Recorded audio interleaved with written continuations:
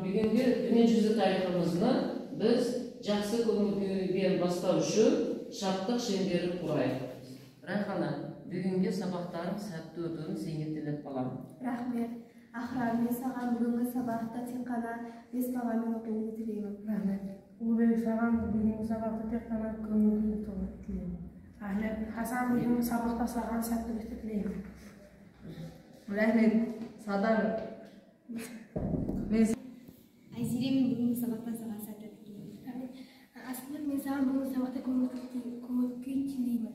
Шахназ, мен саған бүгінгі сабақта сәттілік тілеймін. Рахмет. Жалан, сен үздік оқуыңды тілеймін. Рахмет. Ұлыбек. Гүлжан апай, мен сізді бүгінгі сабақта көңіл-күйіңіз керемет болуын тілеймін. Рахмет, балалар. Көңіл күйіңіз қалай? Керемет! Жақсы. Балалар, бүгінгі сабағымызды біз тәтті өтсін деп мен сіздерге осы конверттерді таратамын. Естіп аламыз. Жақсы. Енді осы конверттердің түсіне қарап, команда топтарға бөлінеміз балалар. Тез орнымызға барып отырамыз.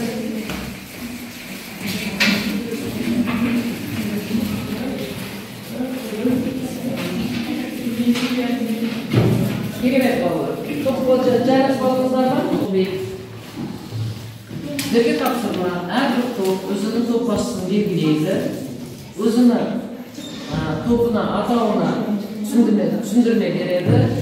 Кейін мен ол топ басшыларына тағы тапсырмаларын бере жатар. Жалын тобы. Біздің тобымыздың атауы жалын. Себебі біз жалынды жайнап жатқан үшін жалын тобы. Жақсы, керемет. Біздің тобымыз қыран тобы. Қыран деп қойған себебіміз қыран бетке самғайды. Сондықтан біздің топта бетке самғайды. Керемет. Біздің топтың атауы барыс. Өйткені барыстар жылдам әрекет етеді. Бізден жылдам әрекет ету үшін барыс. Жақсы. Қошеметті қоямыз. Белгілеп алдық. Енді топташыларға тапсырма. Мен сіздерге мынандай бағалау парағын берем. Мына жерге барлық топтың мүшелерінің аты жөнін жазасыздар. Жеке жұмыстарға 1 балдан баға қоясыздар. Топтық жұмыстарға жинаған балдарын қойып барасыздар. Бүгінгі сабақта біз барлығымыз өзіміз бағалаймыз. Біз өткен тақырыпқа қайтсақ, өткен тақырыпны қайталау барысында уақыт тізбегі әдісі бойынша өткен сабағымызды қайталап аламыз. Барлықтарыңыз назарларыңызды экранға қаратыңыздар. Мына жерде қоғамдық құрылыстар берілген, тарихи құрылыстар, сол құрылыстарды бөліп тастап берілген. Ретімен, 2 минуттың ішінде сіздер осы қоғамдық құрылыстарны ретке келтіріп жазып беріңіздер. Тоқмен жұмыс. Тоқмен жұмыс. Бірге жұмыс. Жазамыз.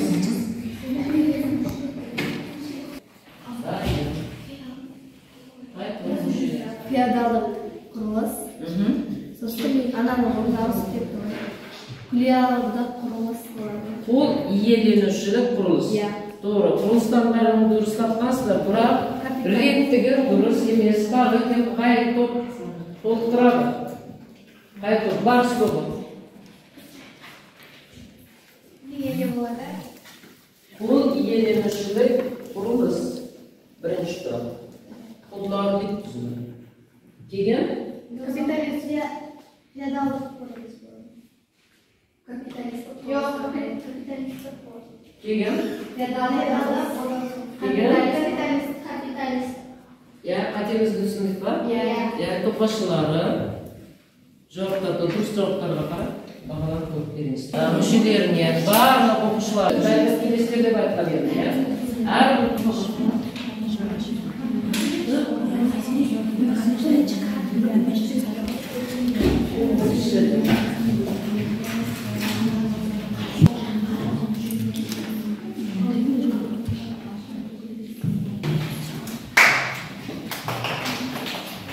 жалын тобы бітті ма?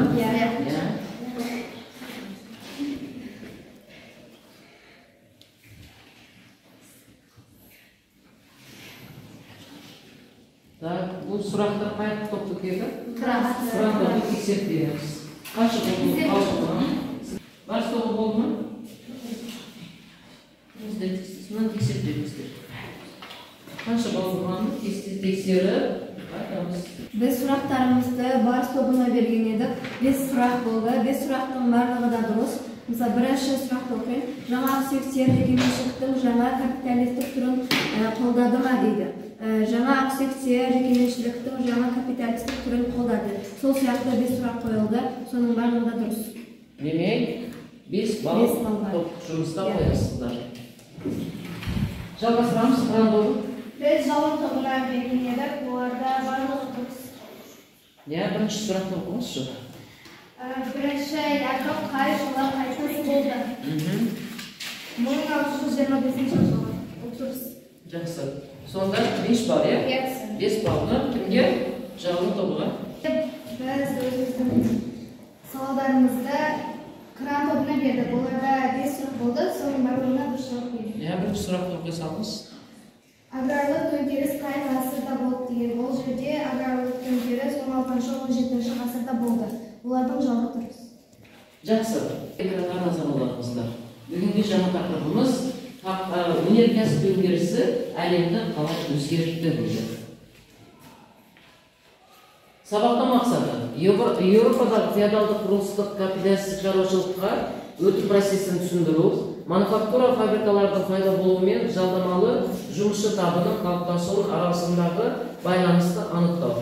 Бағалау критерийлері Еуропадағы феодалдық құрылыстан капиталистік шаруашылыққа өту процесінің себебін түсіндіреді, жалдамалы жұмысшы тап пен буржуазияның қалыптасуының алғышарттарын анықтайды.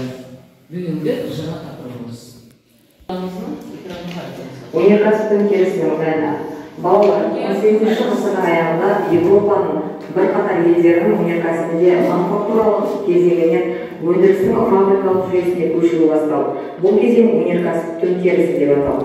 Өнеркәсіп төңкерісінің техникалық, ол ғылыми-техникалық революциялық жетістіктерін қолдануды білдірді. Әлеуметтік жағдайлардың нығаюын көрсетті. Өнеркәсіп тиеді. Сол себепті жіп егу машинасын қызының есімінен Дженни деп атайды. Оның көмегімен бір жұмыскер 18-20 шықты қозғалысқа келтірді. 1767 жылы ағаш шебер Хейс су дөңгелегін қозғалысқа келтіретін және жоғары өнімділігімен ерекшеленген жіп егу машинасы Севери мен Джеймс Уатт бұл машинасын ойлаптау оны жетілдірді. Өнеркәсіп орындарының өзендер қуаты оқулықты ашамыз. 17-ші бетте мәтін берілген. Англиядағы өнеркәсіп төңкерісінің аяқталуы деген мәтін 2 минут ішінде жақсылап оқып танысып шығыңыздар. Кейін мен сіздерге сұрақтар қоямын. Сол сұрақтарға жеке жауап береміз. Бар ма оқулық бар ғой? Иә.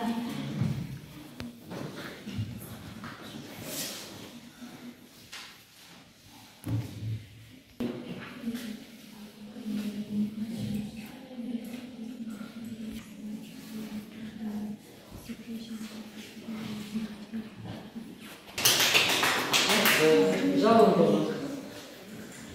Дайын екен. Оқушылар барлық командаларға, топтарға мәтін бойынша сұрақтарын береді. Қазіргі танысып шыққан мәтін бойынша бұл жеке сұрақтар, оқушылар топ мүшелері жеке-жеке жауап берсе болады. Сұрақтарын аламыз, танысамыз. Кім дайын болса жауап беруге болады. Сұрақтарды топпен жұмыс істейміз, жеке-жеке жауап береміз.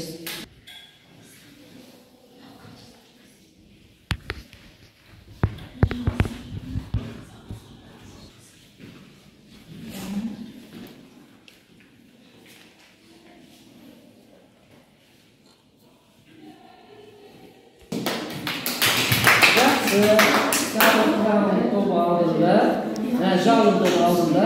Жалын тобы қан сұрақтардың жауабын тыңдайық. Өнеркәсіп төңкерісінің маңызды нәтижесі не болды? Жауабымыз индустрияландыру болды. Жақсы. Кейінгі сұрақ.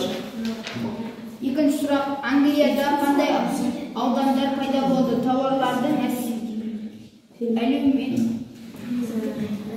әлеуметтік түрлерін өндіруге мамандырылған жақсы өнеркәсіптің жаңа өнеркәсіптің аудандары пайда болды. Жақсы. Кейінгісін жалғастырамыз. Кран тобы. Өнеркәсіп төңкерісі немен аяқталды? Өнеркәсіп төңкерісі паровоздың жасалуымен аяқталды. Жақсы. Екінші қоғамға өту үрдісі модернизация деп аталды. Экранға қарадыңыздар. Кейінгі тапсырмамыз. Тәжірибелік кезең негізгі бөлімі суреттер сөйлейді. Суреттерге қарап шығыңыздар балалар. Біз баяғыда танысқан мәтіндегі іс-әрекеттер осы суреттерді бейнеленген сұрақтар берілген екен сіздерге. Неліктен мануфактурада фабрикаға көшу қажет болды? Фабрикаға қоғамға қандай өзгерістер алып келді фабрикалар? Жаңа тап қалай қалыптасты? Капиталистік шаруашылық қоғамға қандай өзгерістер алып келді? Дискрипторлары мануфактурадан фабрикаға көшу себептерін атайды. Фабриканың қоғамға енгізген өзгерістерін дәлелдейді. Жаңа таптың қалыптасу себептерін анықтайды. Капиталистік шаруашылықтың ерекшеліктерін сипаттайды. Осы дискрипторларды пайдаланып, сұрақтарға жауап дайындаймыз. Уақыт кетті. Топтық жұмыс. Так, Мануфактурадан фабрикаға көшу қажет болды. Себебі мануфактураға қарағанда фабрикаларда өнім көп өндірілді. Жұмыс станоктарда орындалды. Капиталистегі жұмысшы жұмсағанға қарағанда техникадан пайдаланылған көп капитал келді. Фабрика қоғамға техникалық және әлеуметтік өзгеріс алып келді. Жіп иіру машинасын бумен, сумен әрекетке келетін техникаларды ойлап табылуы буржуазия сыныбына көп байлық келтіреді. Капиталистік шаруашылық қоғам қандай өзгерістер әкелді? Капиталистік шаруашылық жер иеленуші шаруашылық жоғалып, жер фермерлер мен кәсіпкерлерге жалға берілді. Жерден келетіні оның дестірді. Көбейді. Жақсы, керемет. Тапсырмамыз тесттік тапсырма болады. Ол жеке. Барлық оқушы жеке тапсырманы орындаймыз. 4 сұрақ. Тесттік тапсырма. Қай оқушы жылдан тесттік сұрақтарды мен қағазда да берген. Сіздерге бермейміз жауаптар.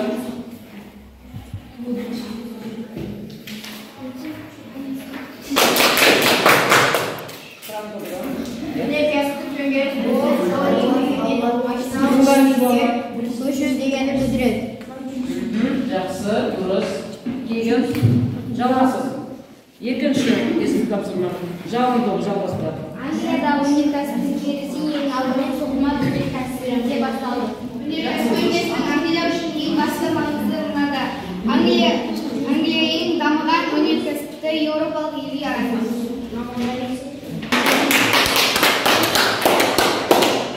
Бүгінгі сабаққа қатысу барлық топтарды оқушыларымыз, мүшелеріміз жас қатысып жатырсыздар. Сабағымыздың соңына да қорытындыға да жақындап қалдық. Оқушылар бүгін сіздерге өнеркәсіп туралы әңгімелестік. Енді кері байланыс берсеңіздер. Бүгінгі сабақта мен нені білдім, мен түсінем, мен нені жасай алам. Кері байланыс береміз оқушылар. Бүгінгі сабақта нені білдіңіздер?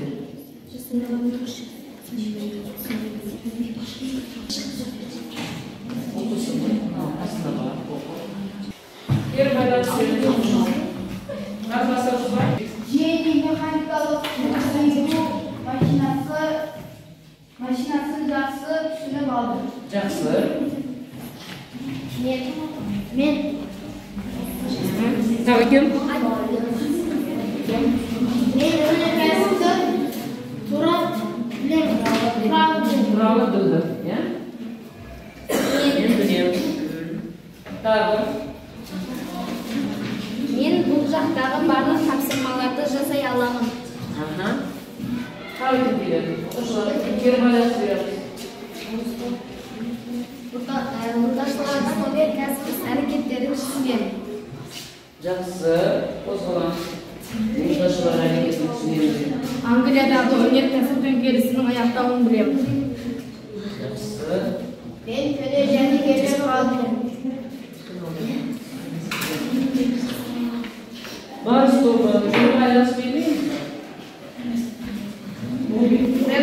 Жеті машинесі, жеті өрі машинесі білген. Жақсы. Тағы кім бар? Кері байланыс. Барыс тобы. Кері байланыс берілді. Енді сіздерге үй тапсырмасы беремін. Оқулықтың 19-шы бетінде сұрақтар берілген. Әрбір команда екі сұраққа жауапты дәптерге жазып келесіздер. Бүгінгі сабағымыз ұнады ма? Бүгінгі қандай? Керемет! Жақсы оқушылар. Сонымен бүгінгі сабағымыз аяқталды.